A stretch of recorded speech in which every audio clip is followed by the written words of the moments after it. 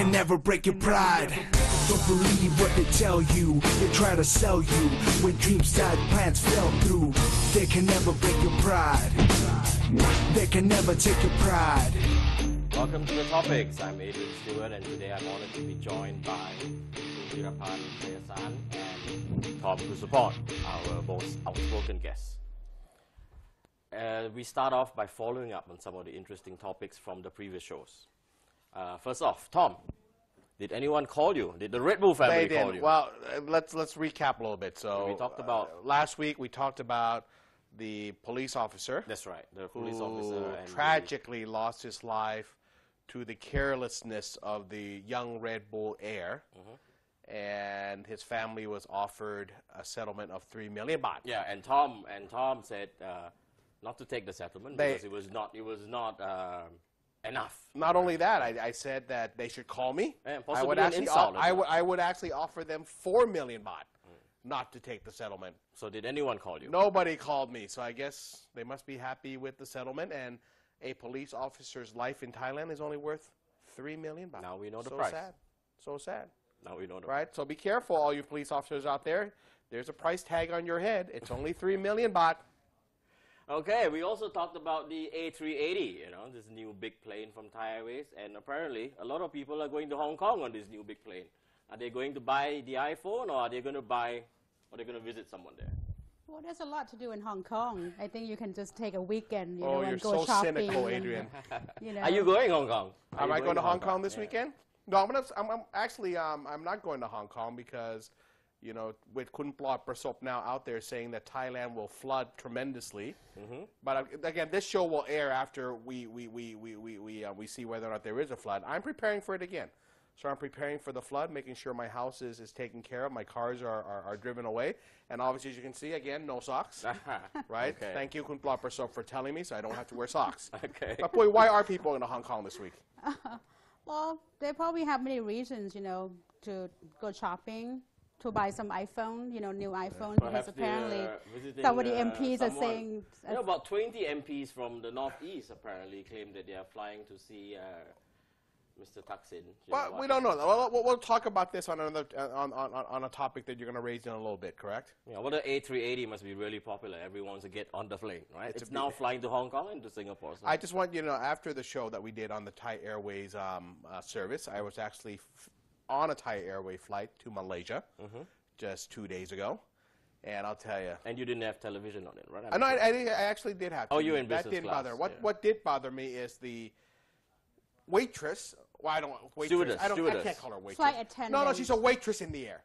Look, stewardess is just another name for a waitress in the air, right? And I just wish that the Thai waitresses here, would actually just like their jobs. You're supposed to service me. I pay money to be on your plane. Smile. We are called the land of smile. You are, I'm sorry, airline. Is it airline stewardess now? Is that what you call it? Flight attendant. Flight attendant. Okay. / Attend to your duties. Please, then, attend to your duties. When I ask for a glass of water, please try to get it for me before the plane lands in Bangkok. Thank you very much. We also look at the topic on what has been called Dr. Death. The doctor who has actually he has not been charged for murder yet because they actually found 3 skeletons in his farm. But they have not identified the skeletons yet. Apparently, the first DNA test did not show the skeletons belonging to the missing persons. So they're now going to actually have it redone by Chulalongkorn University. Yes. And he's not yet been charged for murder, but no bail has been allowed. So did you have anything to say on this, Dr. Dev? What do you think about this case? Well, I do feel for the missing, the parents of the missing victims, and I think they're asking for justice. So whether it will be, through the media, I think the media would be a good push, for them to get justice, and at the same time for the authorities who are in charge of the forensic findings to do the job, No, there were suspicions that it was done at the police hospital, and there could possibly be some cover-up. So we are glad that it's doing they are covered up now. The skeletons have been covered up by dirt. Okay. Right? Talking about covered up, So we talk By the about. way, I have no skeletons, okay? Yeah. Only No, the ones none in my your In the closet. closet. Only in my closet. Those are where my skeletons are. And by the way, I want to point out what Kun Jirapon has just said, right? And I appreciate what Adrian's doing at the beginning of the show, which is following up on what we had reported. I wish that more Thai media would do the same thing. right, It's important that you report a story and you follow up on it, but it's also very important for our viewers to help follow up on it. Don't let these people off the hook by not caring about it, okay? Forget the words, mai pen rai. Everything is pen rai. Penrai means It means matters. something. Yeah, it matters, okay? It matters. Right. So we talk about covering up. So Okay? block sewers. We talk about the sewers and how during the heavy rain, the flood, the waters were not going out. And now this month in October, we are told that there will be two big storms that were hit. What's One will the hit first now. one's name? Gangmi? Gammy? Gangnam? Not Is it the Gangnam Gangnam Style. storm? And another Well, one. hope it wouldn't be a Gangnam Style flood again. So now the BMA, also the Democrats are saying that, the concrete blocks and the sand that was found in the sewers were placed there by someone. You know, This politics is getting in the way of you solving know, the problem. I think the Democrats should just start being a good opposition and stop, just coming up with these incredible But Tom, and far-fetched theory. Tom, I don't think it's just about the, they're not doing their jobs. I think there's just too much distrust between the two parties. No one, believes that the other guy is trying to do any good. That's There's too much politics. Yeah, that's distrust. Too much. politics. It's too much. Yeah. It's like, over. Camera, tell them. Tell them. Okay, Your tell chance. who? Tell them. Please get to work. That's it. That's Please all I'm get going to to work. say. Look, we don't Both want, sides. We Both don't, sides. We don't want to see Bangkok flooded or drowned or anyone drowning, right, That's during right. these two storms. So clear the drains. Do whatever you need. Work together. My dream picture, would be to have Kun Apisit and Kun Yingluck hold hands, sing Kumbaya, go down in the drains, clean it up together, and have a good, good time. That, to me, would be something of a October It will be miracle. something very beautiful. Yeah, let's it'll be do that. something very How about together they can? Okay. Leading on to something about beauty, but a bit sad. The presenter model who was actually in a coma for about 2 weeks after she got a injection from an unauthorized or even not even a What trained unauthorized? She's a professional. quack. Yeah. So unfortunately, she passed away. Yeah, Right. that's sad. And who's to blame? Is this murder? Is this manslaughter? Is this death by accident? What's going to happen? What's going to happen to that guy, Dr. Pop? He's not, first of all, he's not a doctor. Yeah, we addressed that. In Thailand, everyone's a doctor. Everyone's a more. Even the more, no what? Well, there's a difference between the medical doctor and the, Okay, so he's not a medical doctor. He's not medical. He's not a licensed anything, So he's basically has done this illegally, and charges has been brought against him. Has he been charged? What Yeah, has he he's been charged now? for, Is he in the lockup, or is he on bail, or? I think additional charges has been made against him. The problem is that the charges will be that it will be endanger the life and then through recklessness. But at the same time, my concern is that authorities should clamp down on the clinics that are doing these practices illegally using unlicensed practitioners. Mm-hmm. So I think that's the lessons learned these days, that for those who want to have anything done, plastic surgery or whatever, consult the physicians, consult the authorized person, consult the hospitals, and It's not worth to save money and go to these quacks. no, because it's very dangerous. And then look at what happened. A girl. It'll cost your life. Yeah, a girl ended up being dead, and then I'm sure there's a lot of unreported incidents that the girls. I mean, a lot of people have fallen victims of this recklessness. And Okay. That's very, very good advice to keep in mind. So make sure you go to accredited institutions for your treatment. Let me say something. Make sure you love your own body. Your life. Make sure you love yourself enough that you don't have to go to get plastic surgery or to go to these quacks, okay? But as Jeroporn said, if you do have to go because you dislike your body or your look so much, because you have no sense of worth about yourself, and you have to go get plastic surgery, then at least go to one. Okay, that is certified. Okay. Yeah. All right. And let me leave one last point. Please, all the ladies out there, please don't, like eat or drink any vitamins that is like, gonna lighten your skin. It doesn't work. I don't Black think it power. works. Black power. Okay, we need to go for a break now. When we come back, we'll be addressing this month's most controversial topic. See you later.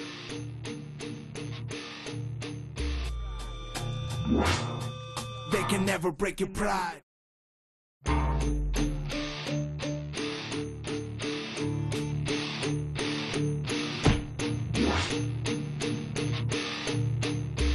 Welcome back, and as promised, we'll address this month's most controversial topic, and it's about 2 R's, resignation and reshuffle. So we heard and we saw that the Kun Yongyut Vichaidit resigned from his positions as Deputy Prime Minister, Interior Minister, Thai leader, as well as a Member of Parliament. Why did he resign? Well, first of all, I do have to give credit to Kun Yongyut for having showing a spirit, a political spirit to resign from all his posts, so to avoid any, further problem for the party, because right now what the party really needs is a smooth transition in terms of, power, or whether it be a potential reshuffle, because of the scandal that happened in the past, have I think made him decided to resign from all posts. So, but scandals are pretty common in Thai politics, isn't it? well, what makes this scandal so controversial that he has to resign from 4 positions? Well, it's the scandal involved the land belonging to the temple, and a golf course in Rangsit area, and the panel by the Interior Ministry has found, the former Deputy Prime Minister Yongyut guilty.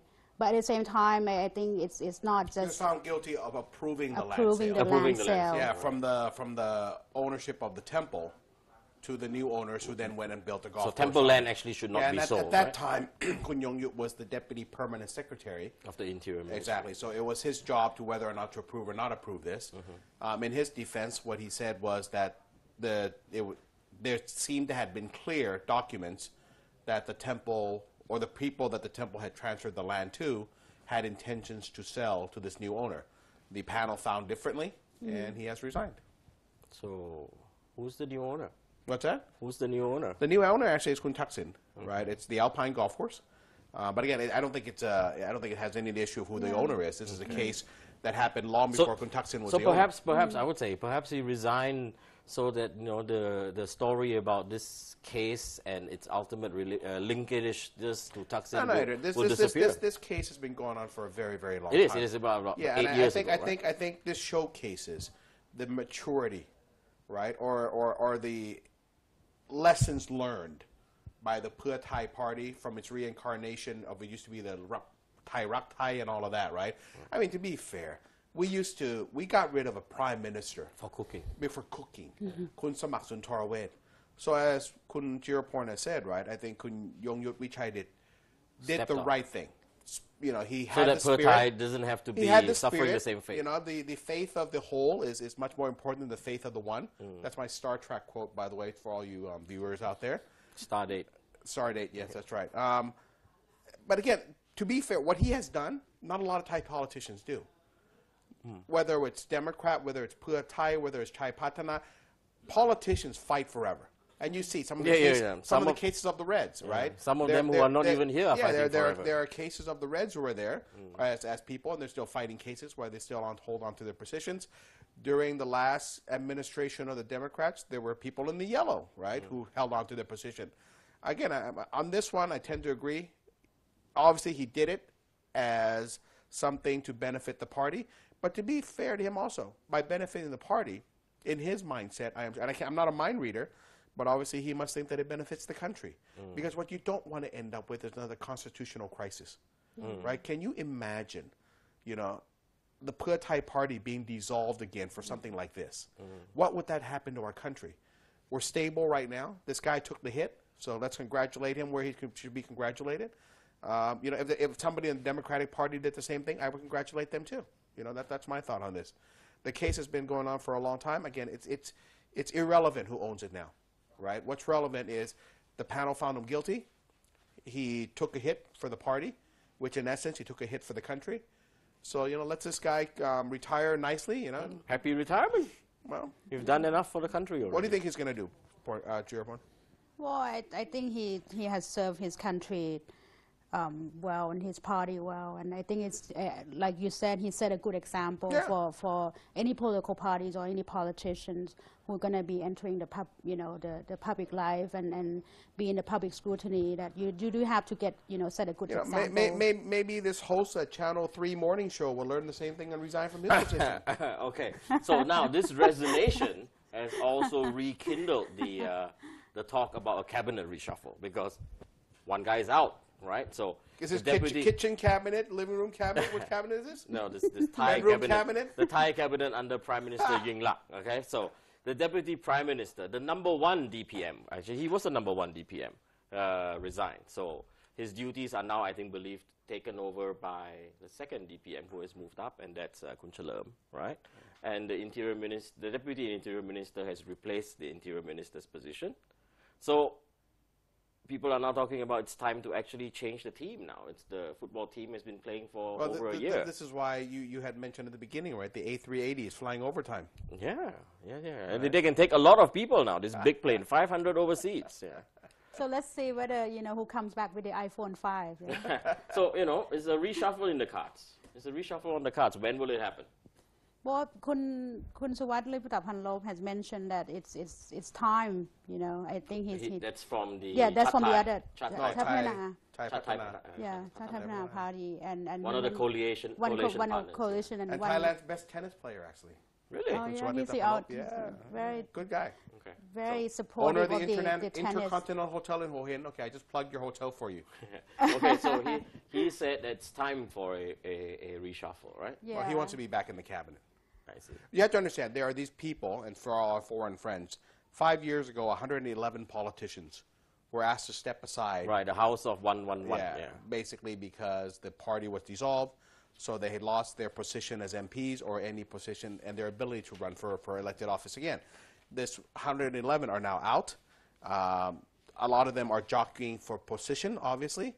They feel that they are much more capable of being ministers than the current crop of ministers.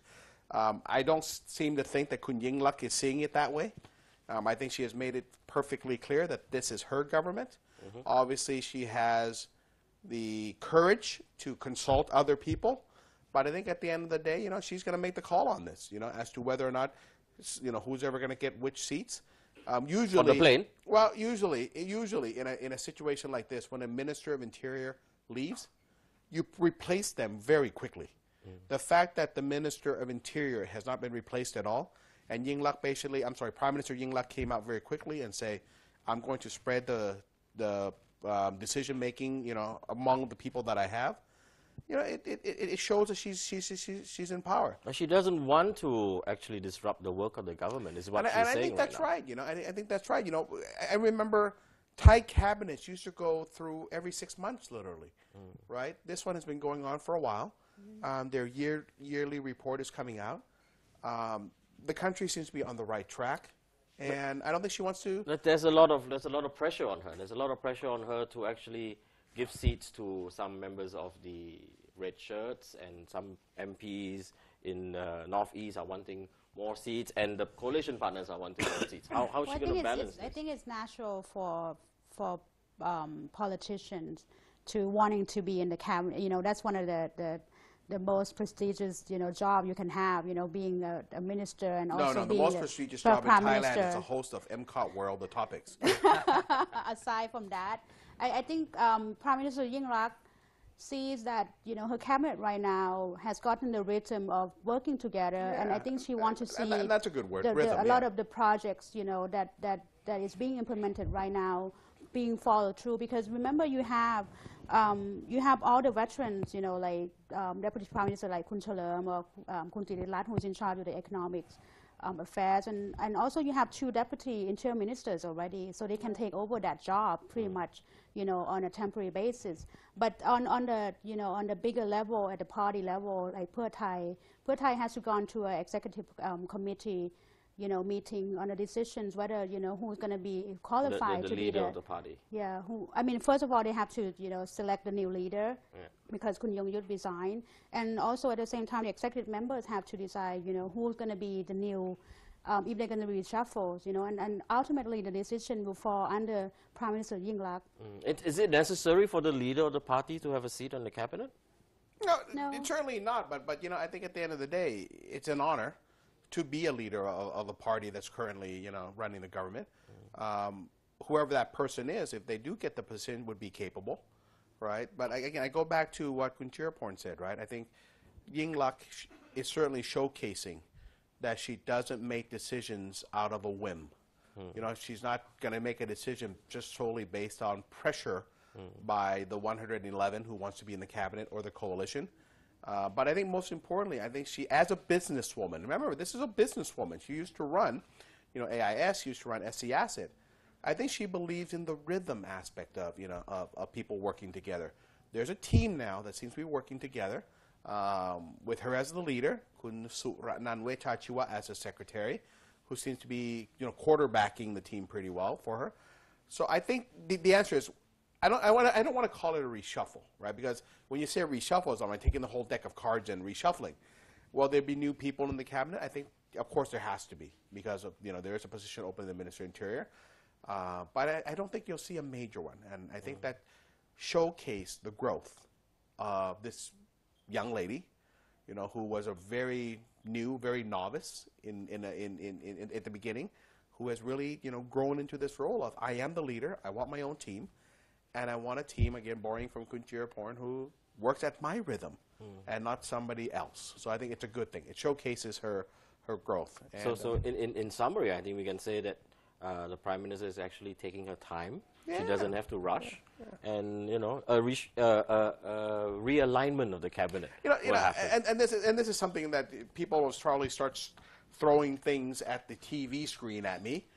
You know, I'll tell you, if you look at Kun Apisit, Wechachiwa, and Kun Yingluck, a lot of similar in their styles, right? New, thought-out process, doesn't do knee-jerk reactions, well thought out, takes advice from the elders. You know, I think there's a lot of commonality in these two, and I think this is the kind of leadership that Thailand needs. Well, one is a lot more eloquent, while the other isn't. No, you can't say that. Well, let's just hope that they come together, you know, to relieve the flood. I never say that you're not as bright as me just because I speak better English than you. Is that true, Adrian? So let's end now, because before Tom goes off topic, and when we come back at the after the break, we'll be addressing 2 very interesting issues. See you later. They can never break your pride.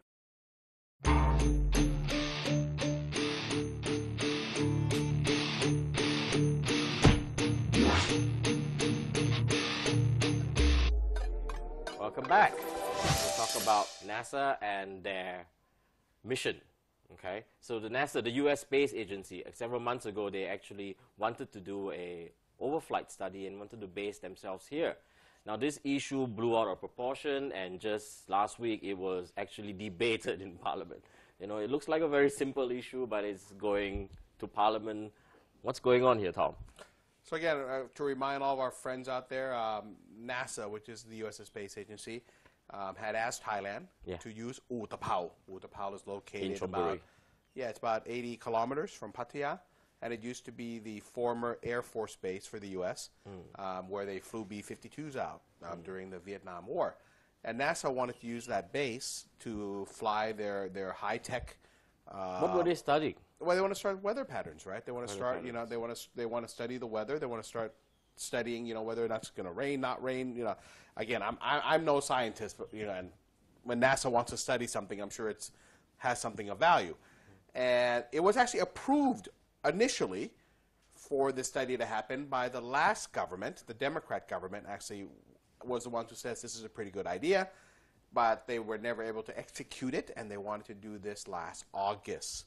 And obviously the Democrats were not there anymore, so it came about that it needed to seek approval from the current Pheu Thai government. And then the Democrats are the ones who are and saying... then the Democrats came back and says, well, you can't do this because... Now, this is like the distrust I talked about earlier. You know, they're just trying to outdo each other in policy making, isn't it? Then again, it was done by you. It's not done by me. It's whatever you do is not good. Whatever I did was good. Whatever, things like that. I think you got to call the Democrat headquarters on this one, buddy. I don't know. Okay. Right? Because again, the thing is it NASA or NOSA, right? Yeah. And right now, basically, you know, this thing had to go all the way to Parliament. And the Democrats did raise, I thought, was a valid issue. I want to be fair. And it was raised by Kun Sirichok Sopa of the Democrat Party and says, you know, will this, you know, make China, who's our big brother up north, you know, uncomfortable in the fact that you have NASA now flying potentially spy airplanes. No, they are very high. They are very high altitude planes, and one of the planes were used for spy missions before, apparently. Yeah. So when they fly over from Thailand, they can see beyond Thailand. Yeah. And you know, I think Kun Sirichok actually made the comment was, if you're going to be nice to somebody, you might want to start considering being nice to China more than the U.S. Yes, I'm sure Obama loves that comment. But you know, again, look, I go back to you, and I'm sure Kun Sirichok will have an opinion on this. It's a non-issue that became an issue because somebody had to find an issue, and if Thailand doesn't stop this sort of knick-knack, bickering, crack, whack, you know, it doesn't go anywhere. And you know, I think Kun Yingluck's comment was so nice. You know, when she said it was easier for NASA to go to the moon than it is to get the rights to fly out of Thailand. You know? I would agree. Yeah. Well, none of the neighboring countries have mentioned anything about this, right? No one in ASEAN has said this is not good. Even China has not said anything about this, I believe. It was there's only one group that says this is no good. Well, I think the government has to be very clear that the mission is for, you know, to study the weather pattern. And if anyone want to observe, you know, because it mentioned that, you know, China is welcome, and all the scientists, you know, from ASEAN, for whoever have the objection or want to observe, they can observe.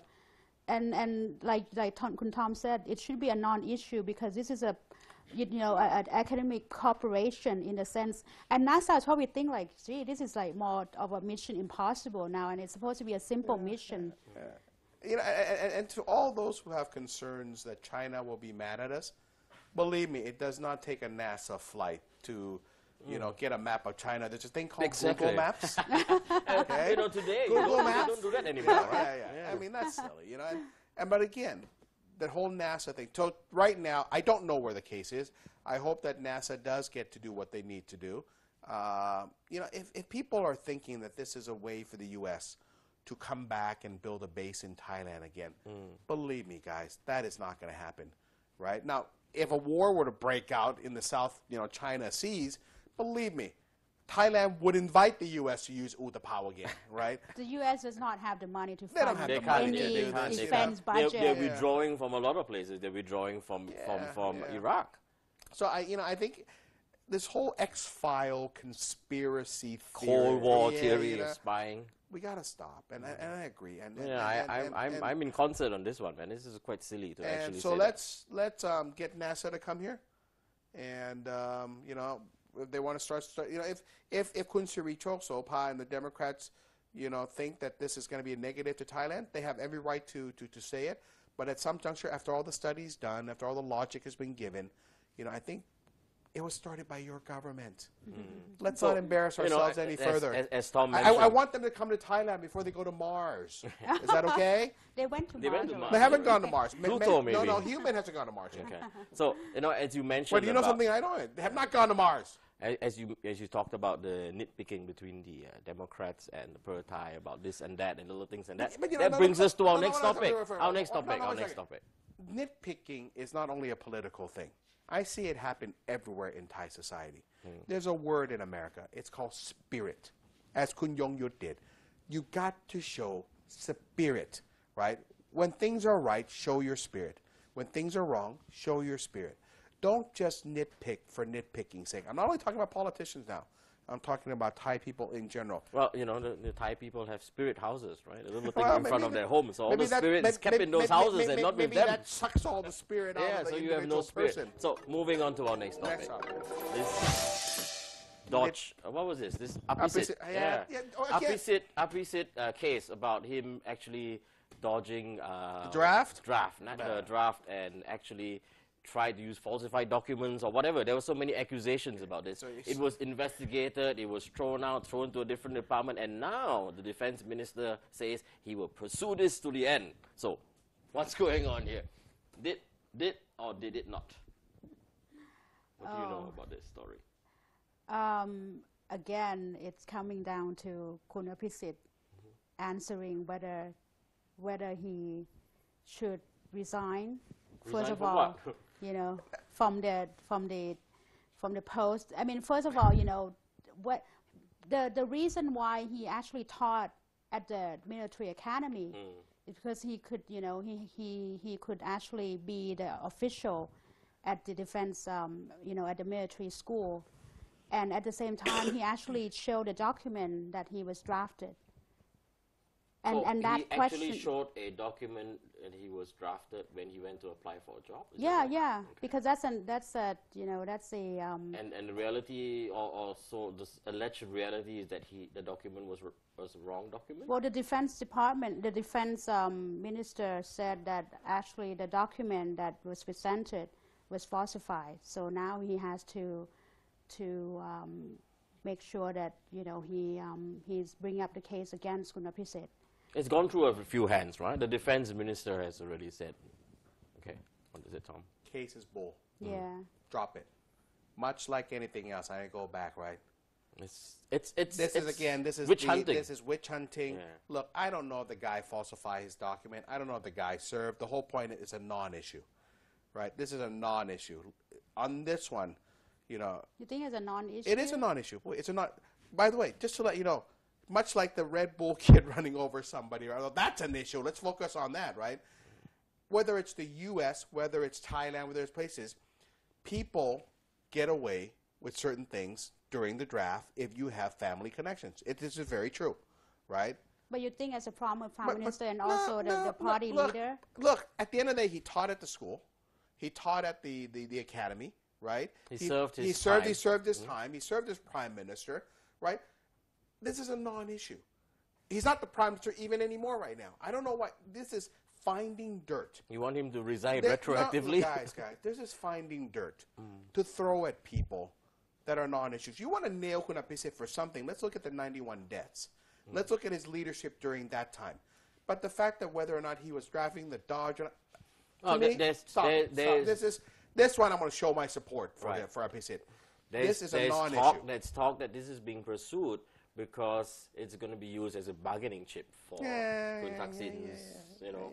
No, I think is it a bargaining chip? No, I think this goes back to the fundamental issue that we talked about with the first case, right? Which is we like to nitpick on non-issues, but you know why? Because in general, Thai people love what? They love Lakorn Nam Nao, which is bad soap operas. This is like the hero, the knight, you know, fighting, and all of a sudden they go, "Hey, man, you weren't really knighted." Yeah. Well, guys, come on. After serving his country. You know, look, this one to me is a non-issue, right? Because at the end of the day, you know, in Thailand, just to let you, all the foreigners know, when you do get drafted, you have to take a red or a black card, right? Right. If you actually notice, most of the red cards are actually, or the ones that you actually go, are the poor kids, right? The black cards, the rich kids get all the time. Certain drafts, they just don't draft anybody. Again, I'm not saying that drafting dodging the draft is a good or a bad thing. I'm just saying, if you're going to nail somebody on something, right, let's find something with substance. Yeah, this draft thing that you explained about how rich kids are going there, even in Singapore, which is a technocratic society, there is a term called white horse. White horse are for kids of people who have to serve national service with connections. They get very good positions, civilian, military kind of positions. Look, and at the instead end of rough guard I think duty. you have to be fair to him, right? He did teach at the academy. Yeah, he did. Right, he went to teach at the academy. does that represent that he served the army or that he served the country? You know, for the people that support him, they're going to say yes. For people that don't, they're going to say no. But at the end of the day, you know, let's give this guy a little bit of slack. I think for me, my point is that in order to avoid any future scandals, I think what the army and the military should do is actually should find a way to find activities, you know, whereby you can serve your country instead of get drafted. You know, I mean, whereby you can actually go teach at the military or, you know, go be a volunteer at the South. To make that be recognized as doing your draft. Yeah, as doing well, your draft because there's a different country. way to do it. Okay. You know, and just like what happened in the U.S., you know, is that you can be in a reserve and then, you know, go to college, and if you get called, whatever, you know, you have to serve. But there's different ways that you can serve your countries, you know. I don't disagree with you. My only point is, and it goes back, this whole segment has been about nitpicking on issues that are non-issues, right? Whether it's NASA, whether it's Kun Apisit dodging the draft, whether it was Kun Samak Suntorwet doing a cooking show, you know, whether it's, you know, we got to stop. The country is too big for minor issues. We got to start focusing on the big issues and stop this whole, you know, soap opera, he said, she said thing. Well, the minor issue would not go away. I think Kunopisit has to realize that he's going to have to be, you know, I mean, it's like, as you mentioned, nitpicking or what, you know, people will continue to, for those who doubt, you know, people will continue to question, and for those who want it to go away, it won't, and there are still people who believe that Elvis is alive, right? And you got to let it go, right? The guy, I think that's a, you know, that's a far-fetched. That's a far-fetched. The guy has served our country. Like him or hate him, right? Kun Apisit has spent a lifetime trying to serve this country. For some, he's been a good prime minister. For some, he's been bad. But the intent has always been there to serve our country. And if that's the duty of the military, then by all means, let's give him retroactive credit for actually serving our country in a position of prime minister. So this one, to me, much like the NASA thing, much like the nitpicking of Kun Yingluck and all of these issues, stop it. Please. Okay. Focus on big issues. That's right. If we go for a break now and we come back, we'll be talking about a very big issue. See you later. So there are no sponsors. They can never break your pride.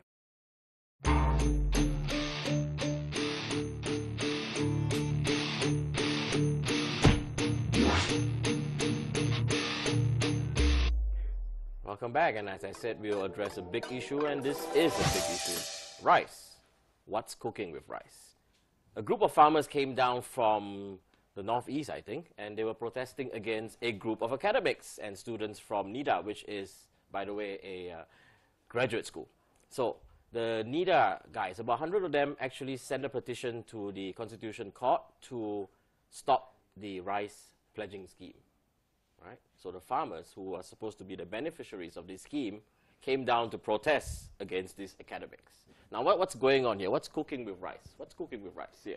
Well, I think the intention of the rice pledging scheme is to intend to help the farmers, because the farmers are the ones that, you know, are a lot in debt, and they are the backbone of this country. You know, we produce about, you know, over 20 million tons of rice per year. Thailand has been traditionally the largest exporter in the world of rice, correct? Yeah, we've been the largest exporter of rice. We've been So there's a lot of champion. rice. People buy rice from us, right? So why, if people are buying rice from us and we are exporting all this rice, aren't the farmers rich? Why are the farmers not rich? Why do you need to actually help them? If people are buying this rice, if we are exporting this rice, why do we need to help? You mean people are not buying now, or there's too much rice? What are we trying to do here? Adrian, I mean, if I can magically make, you know, all the farmers in Thailand be as rich as Mark Zuckerberg, I'll do it. Well, of course. But, you know, it hasn't been that way. I think because, you know, there's many things, many factors involved, you know, from the fuel hike to the continued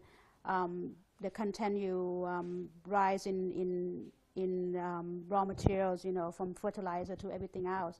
I think the government intention is to help the farmers, you know, to get the price at the competitive rate, but at the same time, you know, help them to be back on their feet again. It's called a rice pledging scheme, right? But how does it work? You actually, when you get your rice, you actually you sell it, right? You sell it to the government, isn't it? The Yeah. government is actually paying you a price. Right, right. That's a Is set this price above market value, or is this price at market value? Let me do this. You know, a lot of people have talked about this program, whether it's bad or good. The farmers from the Northeast did come down, obviously, because they think it's good for them. Yep. So that takes away one of the arguments, right, that says, well, these farmers are not getting what they deserve. Well, if the small-time farmers are not getting what they deserve, right, believe me, they're the first ones who are not going to go out and plant rice.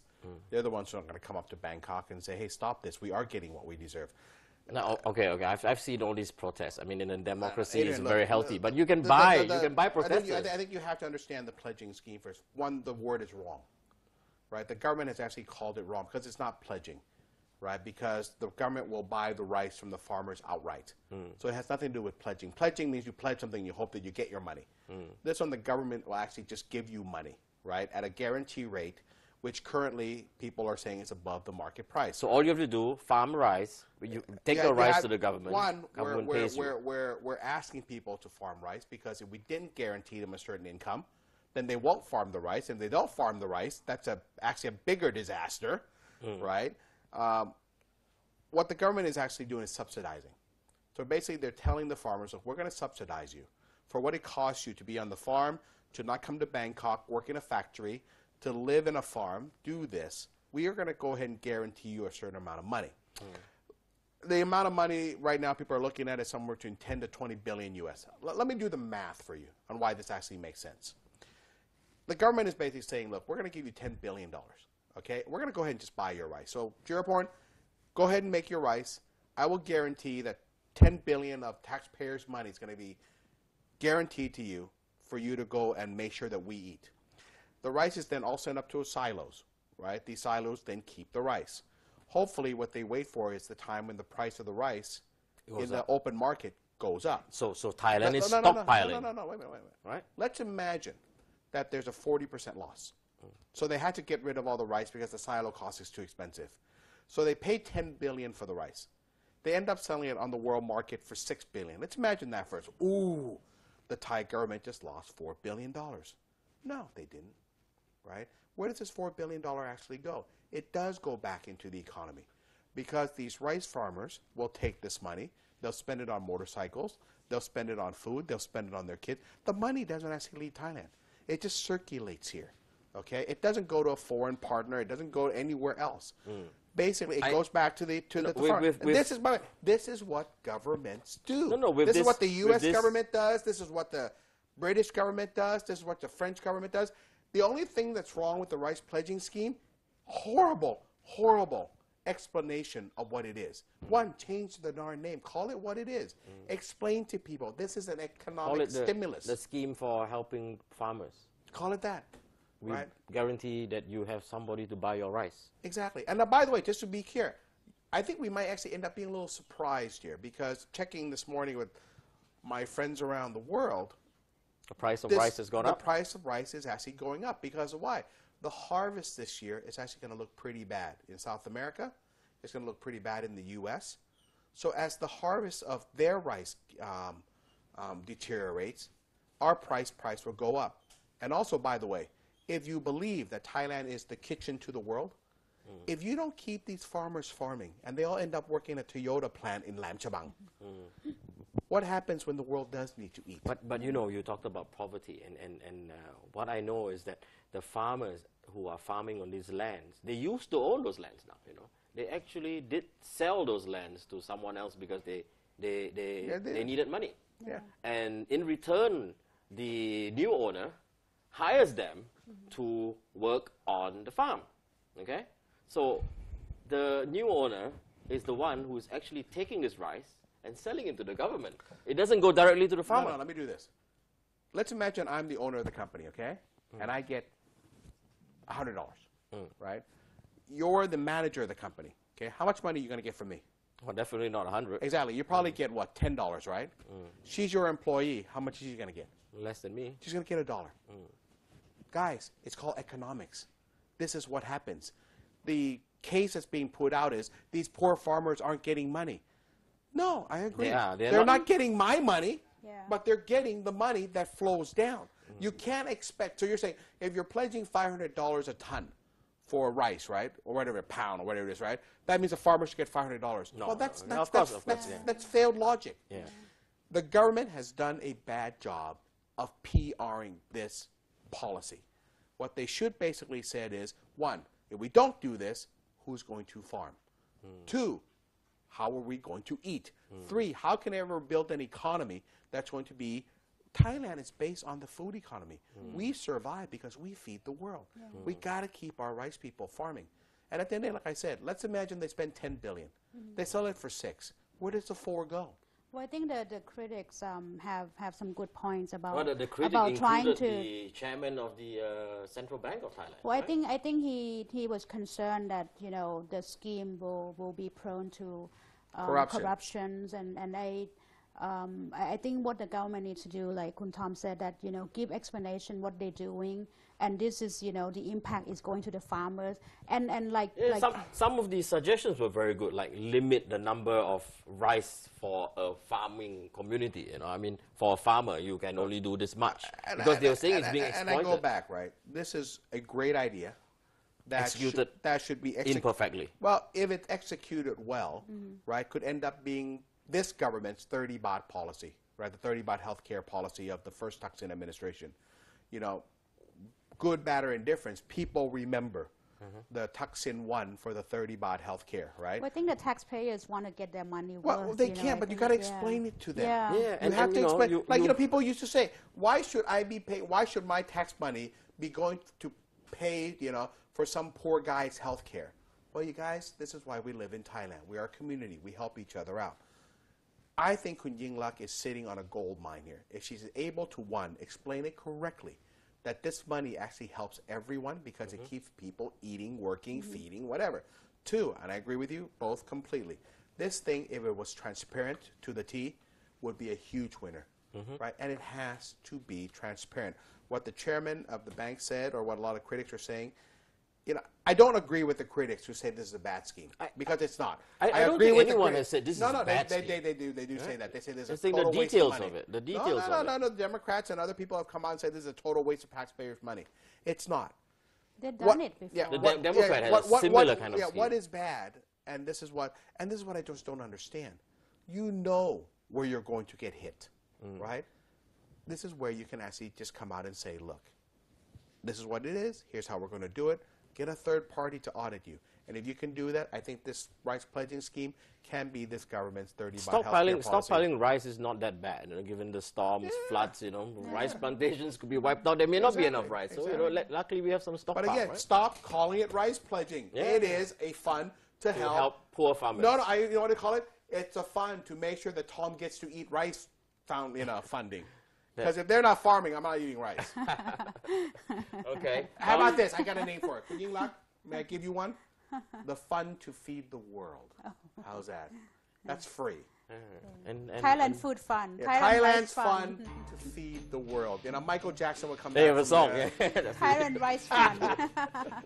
Okay, all right. We're out of time, so we'll end right now. Very interesting to have Tom and Kunjirapan with us today.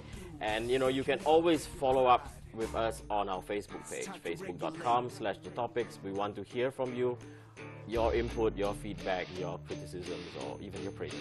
All right, thank you very much. So, see you next time. Don't believe what they tell you. They try to sell you. When dreams died, plans fell through. They can never break your pride. It's time to regulate.